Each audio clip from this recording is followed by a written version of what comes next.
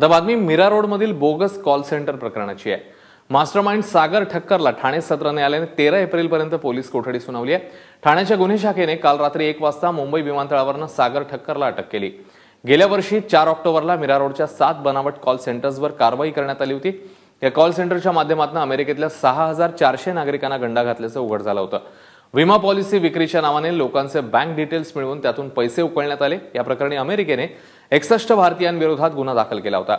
यातील 20 जणांना अमेरिकेतच अटक झाली आहे। त्यानंतर आता मुख्य सूत्रधारालाही जेरबंद करण्यात पोलिसांना यश आलंय। हमें मुंबई इमिग्रेशन से जानकारी प्राप्त हुई कि सागर ठक्कर मुंबई में उनकी कस्टडी में आ चुका है। वो दुबई से अराइव हुआ है। इसके बारे में कुछ डिस्प्यूट था कि रिपोर्ट किया गया है या वो खुद ही आया है, लेकिन जानकारी ऐसी है कि वो खुद ही आया था और उसे वहाँ डिटेन किया गया। हमारे एलओसी के बेसिस पे हमको इन्फॉर्म किया गया और हम जाकर उसको एयरपोर्ट से लेकर आए और आज सुबह 5 बजे हमने उसको अरेस्ट कर लिया है। हमने उसको कोर्ट में प्रोड्यूस किया है और 13 तारीख तक हमको सागर ठक्कर की कस्टडी मिल चुकी है।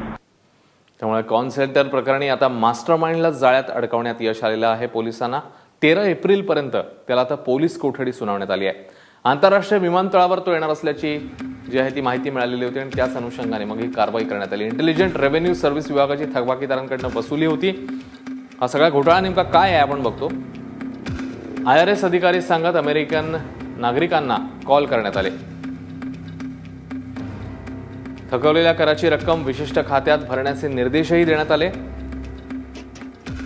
रक्कम न भरल्यास छापा टाकण्याची भीती समोर दाखवण्यात आली आणि भीतीपोटी नागरिकांनी मग त्या खात्यामध्ये रक्कम भरली आणि हा सगळा घोटाळा समोर आलेला होता।